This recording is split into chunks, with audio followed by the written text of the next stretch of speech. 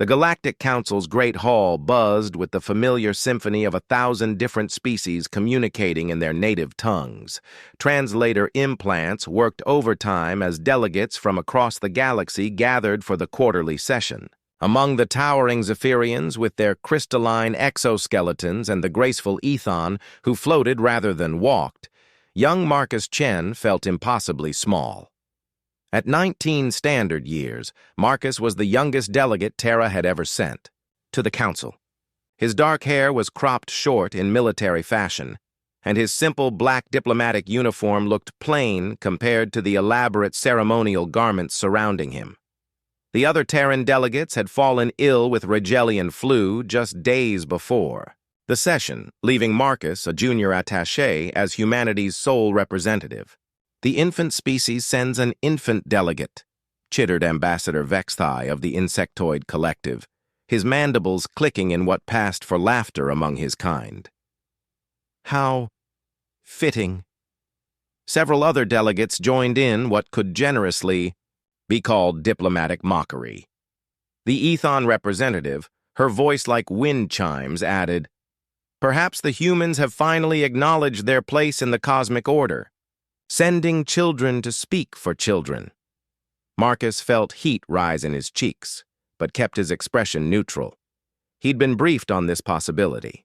Humans were still the newest species in the Council, having achieved faster-than-light travel only 2 centuries ago. Most member species measured their civilizations in millennia. "The young Terran may speak," announced Council Speaker Mordoon, a being so ancient that his species had transcended physical form eons ago. His voice resonated from the crystalline formations floating above the assembly. Marcus stood, his legs feeling unsteady. The prepared speech about trade agreements and mining rights suddenly seemed inadequate. Every eye, optical sensor, and sensory organ in the hall focused on him. "Honored delegates," he began, his voice carrying clearly through the hall's acoustics. "I stand before you not just as Terra's representative, but as living proof of humanity's defining characteristic, our refusal to surrender." A few delegates shifted uncomfortably. This wasn't the typical diplomatic rhetoric they expected. "You call us young, and you're right. Our civilization spans mere millennia, while yours count in millions of years. You have technologies we can barely comprehend, wisdom we've yet to acquire, and achievements that humble us." Marcus paused, looking around the vast chamber. "But there's something you should understand about humans. We don't let our limitations define our ambitions." The Zephyrian delegate's crystals chimed dismissively. "Ambition without wisdom is merely dangerous foolishness." "Perhaps," Marcus conceded. "But it's also how we survived." He pressed a control on his tablet, and the hall's massive holographic display came to life. Images of Earth appeared, not the blue marble of propaganda, but harsh, unforgiving landscapes. "This is where we come from, a world that tried to kill us every single day. Ice ages that should have ended us. Volcanoes that blocked out our sun. Predators that were faster, stronger, and better armed than us. By every logical measure, humans should have gone extinct 100,000 years ago." The images shifted, showing primitive humans with crude tools facing down massive predators. But we didn't. We couldn't outrun the saber-toothed cats, so we learned to make spears. We couldn't outclimb the bears, so we learned to make fire. We couldn't outswim the crocodiles, so we built boats. Every impossible challenge became just another problem to solve. The display now showed humanity's expansion to the stars. Generation. Ships, the first FTL experiments, the disasters and triumphs. When we reached for the stars, everyone said it was impossible. Our first FTL drive exploded, killing 300 volunteers. Our second one worked for exactly 47 seconds before catastrophic failure. The third one got us to Proxima Centauri, where we discovered the universe was far more dangerous than we'd imagined. Marcus's voice grew stronger, more confident. "You want to know why Terra sent someone my age? Because we believe in our future.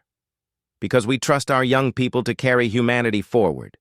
Because age doesn't equal wisdom if that wisdom teaches you to accept limitations. A new voice cut through the murmur of the assembly, deep, resonant, and unmistakably predatory. The young Terran speaks truth. Every head turned toward the source. From the shadows of the hunting species section rose Ambassador Krathavar, the legendary apex hunter of the draconic hegemony. His species hadn't spoken in council sessions for over 50 years, preferring to observe and judge in silence. Krathavar stood nearly 3 meters tall, his scaled hide bearing the ritual scars of 1,000 successful hunts. His eyes, each the size of Marcus's fist, glowed with an inner fire as he looked directly at the young human. "I have hunted across 10,000 worlds," Krathavar continued, his voice carrying the weight of centuries. "I have tracked the most dangerous prey in the galaxy. But never, never have I encountered a species more perfectly designed for survival than humanity." The hall fell silent. When an apex hunter spoke, the galaxy listened. "You want to know? What makes humans special?" Krathavar's gaze swept the assembly. "They are the only species I have encountered that grows stronger under pressure, more dangerous when cornered, more innovative when facing extinction." He stepped down from his raised platform, moving with fluid grace toward Marcus. Several delegates instinctively backed away from the massive predator. 3 years ago, a human exploration vessel was attacked by void wraiths in the Kepler sector. 16 crew members, minimal weapons, facing creatures that have ended civilizations. Any rational species would have surrendered or fled. Krathavar stopped directly in front of Marcus, towering over the young man. Instead, they jury-rigged their life support systems into improvised weapons, used their emergency beacon as a lure, and not only survived but drove off an entire wraith pack. When my hunt brothers arrived to investigate the distress signal, they found humans defending wounded Zephyrian traders they had never met. The draconic ambassador extended one massive clawed hand toward Marcus. "This is why I call you brother, young Terran.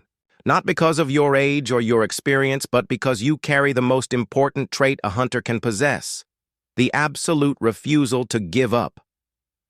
Marcus stared at the offered hand for a moment, then reached out and clasped it firmly. The gesture sent a ripple of shock through the assembly. Apex hunters acknowledged equals perhaps once in a generation. The draconic hegemony recognizes Terra's petition for expanded mining rights in the outer spiral, Krathavar announced, still holding Marcus's hand. "Furthermore, we extend an invitation for joint exploration of the forbidden zones. If any species can survive what lurks in those dark places, it would be humanity." As the massive hunter returned to his section, the mood in the hall had completely shifted. Delegate after delegate stood to offer support for Terra's proposals. What had begun as mockery had transformed into something approaching awe. Later, as the session concluded and delegates began to file out, Marcus found himself approached by Ambassador Vextai of the Insectoid Collective, the same being who had mocked him earlier.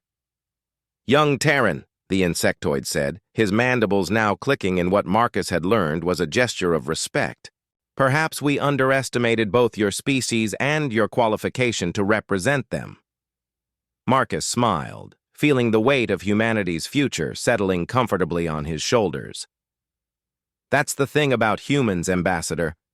We're really good at being underestimated." As he gathered his materials and prepared to return to Terra with news of humanity's greatest diplomatic victory, Marcus reflected on Krathavar's words. The galaxy was vast and full of ancient, powerful civilizations. But for the first time since, humanity had reached the stars. They weren't just the youngest species in the room, they were the most dangerous, and everyone finally knew it.